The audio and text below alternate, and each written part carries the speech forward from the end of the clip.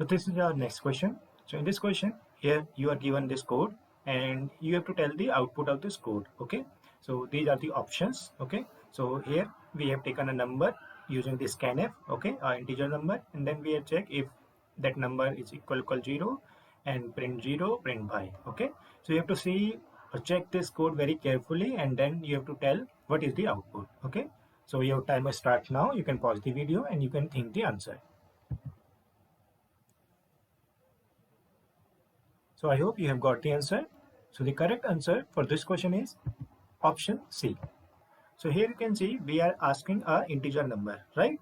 Okay, and then we are comparing that number with 0. Okay, if that number is equal 0, it is double equal. Okay, and then here you have to see very carefully that there is a semicolon, right? And then we have print 0 and then print by. Now there is option D also, which says that if n equal 0, the semicolon, this line, okay, this line has syntax error, but this is not the correct answer. Basically this line is correct. We can put the semicolon after if. Okay, there is no compile time error or syntax error given by the compiler for this. Okay, so what does this mean and how the compiler will interpret this code and why we are getting this option C? Okay, so I will run this code in the Visual Studio and then you will see the output. Okay, then we'll explain that why we are getting this answer. So basically if I enter, let's say 3, okay, we are getting 0 and by, right? I can just put a space here. Okay, and now if I enter any other number, let's say negative number, then also I'm getting 0 by as the output.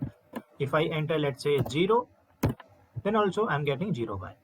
Basically, even if you enter any other number, okay, any other number, positive, negative, 0, any number, you will always get 0 and by both as the output. So why we are getting 0 and by as the output? Let's understand. So basically this if n equal 0, this line is written as this, okay, and the compiler, when it sees the semicolon, okay, the compiler actually expand this semicolon as an empty body, okay, this way. And then we have print 0, print by as normal, print 0, print by. Okay, now compiler will actually read this thing. Okay, and now it will say, okay, if n equal 0, okay, then we have an empty body. So if you enter 0, then it will say, okay, n is 0, okay, and empty body means do nothing. Okay, so simply we will come out, okay, by doing nothing. Okay, and then we will print 0 and by. So for 0 we are printing both the output, 0 and by. Okay, I'm just simply writing Z for 0, B for by. Okay, and if you enter any other number, for example, let's say -3, okay, which is not equal to 0, any non-zero number, okay, then what will happen? This condition will be false. -3 is not equal to 0, so we will directly come out of this empty body. Then we'll print 0, print by.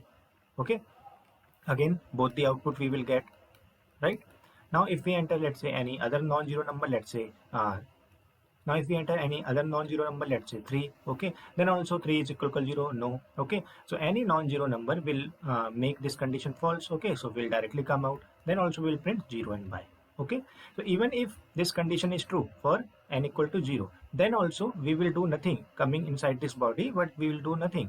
We'll simply come out and we'll print 0 and by in every case. Okay, so that's why we are getting for any value of n, this code will print 0 and by both. Okay, so you have to see very carefully that this semicolon, okay, will not give you any syntax error. Okay, you can treat this as logical error. Logical error means like logically, okay, according to your program, you do not need this semicolon, okay, but by mistake you put the semicolon. So that means you can say this is your logical error.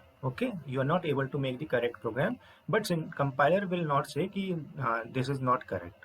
Okay, now if I remove this semicolon, then what will happen? Then it will be treated normally. If n equal 0, then it will print 0, okay, and by also, because the body of the if will be only 0, right?